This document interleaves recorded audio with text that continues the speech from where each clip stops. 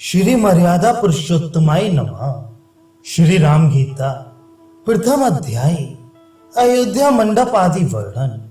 श्री दक्षिणामूर्ति जी ने आज्ञा की, हे ब्राह्मण, मैं तुम्हें परम अद्भुत और दिव्य शक्ति प्रकाशक श्री राम गीता को कहने के लिए अत्यंत उत्सुक हूं। उसे एकाग्र चित्त से सुनो। सब लक्षणों से युक्त और ब्रह्मलोक को जय करने वाली अयोध्या नामक मनोहर नगरी प्रत्यक्ष वैकुंठ के समान प्रसिद्ध है। उस नगरी के उद्यान में सर्व ऋतु विराजमान है। सब प्रकार के वृक्ष लगे हुए हैं और सब जाति के पक्षी वहां विहार कर रहे हैं। वह उद्यान सुंदर बावड़ी, कूप, तालाब से ऐसा सुशोभित है कि जिसके दर्शन मात्र से सब क्लेश नष्ट होते हैं और सर्वानंद प्राप्त होता है। उस उद्यान के बीच में करोड़ों सूर्यों की कांति के समान कांति वाला रत्न मंडप सुशोभित है, जो स्वर्ण के अनेक खंभों से ऐसा दिख पड़ता है मानो उसे श्रेष्ठ देवताओं ने धारण कर रखा हो।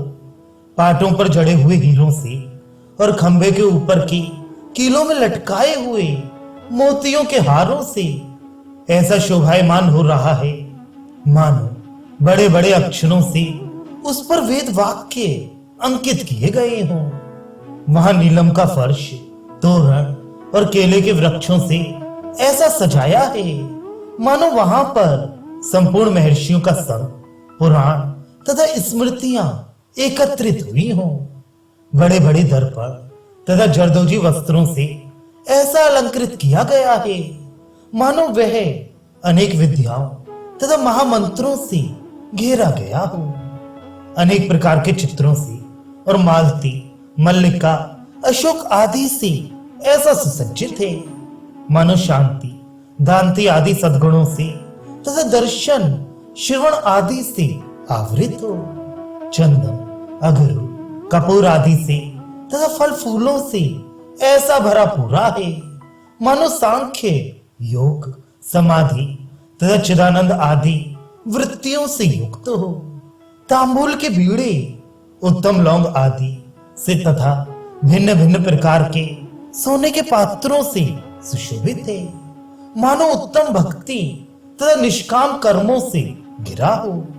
धूप दीप आदि से तथा नाना प्रकार के स्वर्ण के सिंहासनों से ऐसा मनोहर है मानो स्वधाकार, स्वाहाकार तथा श्रेष्ठ यंत्रों से वह मंडित हो। विविध बाजू तथा षड संयुक्त खाद्य पदार्थों से वह ऐसा सजा है मानो अष्टांग योग तथा स्वात्मानंद रूपी अमृत के तुषारों से युक्त हो। अनेक जन्मों की तपश्चर्या के समूह से ही जो देखा जा सकता है और विश्वकर्मा के लिए जिसका मना कल्पना से भी देख लेना असंभव है। भूतकाल, वर्तमान काल और भविष्य काल में तथा 14 लोकों में कभी एवं कहीं भी इसकी समता करने वाला रत्न मंडप नहीं है। उस रत्न मंडप के बीच में हीरा, नीलम और मोतियों के हारों से सजाया हुआ सोने का एक उत्तम और विशाल सिंहासन शोभायमान है। श्री रामचंद्र जी, सीता, भरत, शत्रुघ्न और लक्ष्मण के द्वारा सेवा ग्रहण करते हुए उस सिंहासन पर नित्य ही विराजमान रहते हैं, जो भगवान सरस्वती जी, ब्रह्मा जी, सनक आदि मुनीश्वर और वशिष्ठ आदि तथा शुक आदि महर्षियों द्वारा स्तुति किए जाते हैं। वे कभी वेद पाठी शिष्यों को न्याय व्याकरण का पाठ पढ़ाते और कभी वेदांगों की भली भांति शिक्षा देते हैं और कभी प्रधान अधिकारियों को वेदांत में कहे हुए रहस्यों के अर्थ का बोधन कराते। कभी आत्मा के साथ क्रीड़ा करते और कभी आत्मानंद में मग्न हो जाते हैं। हीरे, नीलम, गोमेद, पुखराज आदि रत्नों से जटित सोने के किरीट को नित्य सिर से सुशोभित करते हैं। सूर्य चंद्र के समान कांति वाले कुंडल उनके दोनों श्रवणों से शोभायमान हैं और दो केयूर उन्नत स्कंधों से सुशोभित हैं। अंगूठियों को अपनी उंगलियों से भूषित किया है और बड़े बड़े मनोहर मोतियों के हारों को उरुदेश तथा कंठ के द्वारा सुशोभित किया है। कटी, जानु और उरु से नरम पीतांबर स्वयं अलंकृत हुआ है तथा बिना मुरझे हुए चरण कमलों के युग्म से नुपुरों की जोड़ी शोभायमान है। शंख, चक्र, गदा और पद्म को धारण करने वाले जगत के स्वामी भगवान श्री रामचंद्र जी सिंहासन पर बैठे हुए आत्मा में लीन हुए। श्रम के कारणभूत लौकिक और वैदिक कर्मों से चंचल चित्त हुए श्री रामचंद्र जी ने चारों ओर से अंतःकरण को हटाकर उसे एकांत में परिणित किया। श्री राम के संकेतों को जानने वाले ब्रह्मा आदि देवता तथा लक्ष्मण आदि परिजन द्वारपाल हनुमान को वहीं छोड़कर चुपचाप वहां से हट गए।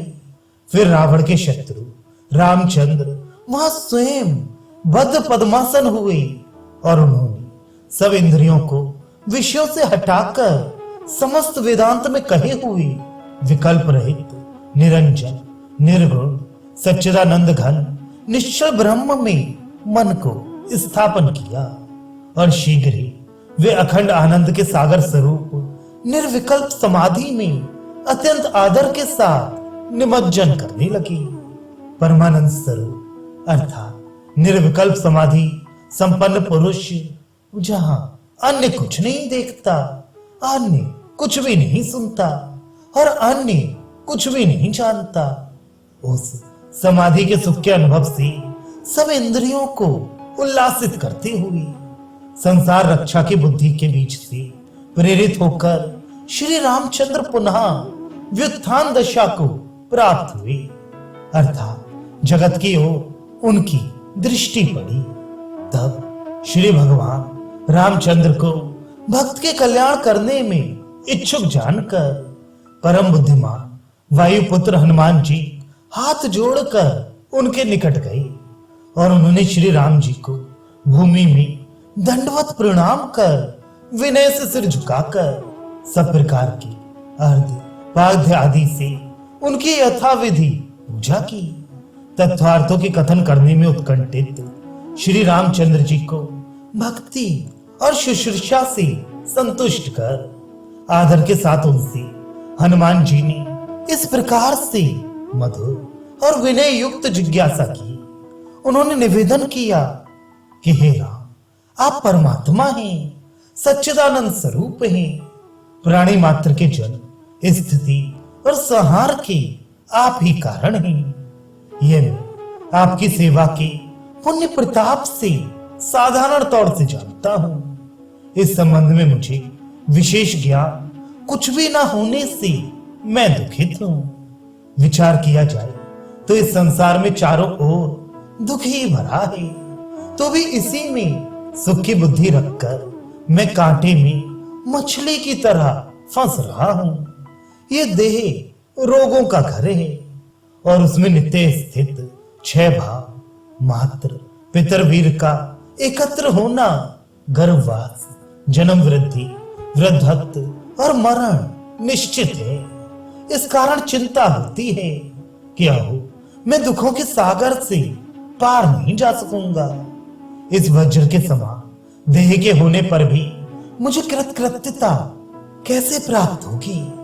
पश्चात मैं विचारता हूं कि कल्याण का मार्ग इससे अवश्य ही भिन्न है। हे दया सागर, यह आपका सगुण रूप जो सर्वज्ञ और सर्वशक्तिमान है, उसको आपने सब लोगों के कल्याण तथा निष्काम व्रतधारी पुरुषों को चित्त शुद्धि के लिए माया से स्वयं प्रकट किया है। वे सत्पुरुषों द्वारा भी हृदय कमल के मध्य में नित्य ही ध्यान करने योग्य है। मैंने पूर्व जन्म के श्रेष्ठ पुण्यों से यह प्रत्यक्ष कर लिया, परंतु आपका दूसरा निर्गुण स्वरूप चरम चक्षुओं से नहीं देखा जा सकता, क्योंकि वह शरीर ही महाकाश के समान ज्योति स्वरूप, उत्तम, नित्य शुद्ध, नित्य बुद्ध, शाश्वत, नित्य मुक्त और अव्यय है तथा सबका परमात्मा इस नाम से प्रसिद्ध है। यदि मुझ पर आपकी कृपा हो तो मैं उसे जानना चाहता हूं। मैं इस विषय में यदि अधिकारी हूं और आपको कहने में कष्ट ना हो तो हे विभु, आत्म लाभ की इच्छा से मैं प्रार्थना करता हूं कि आप उसे कहें।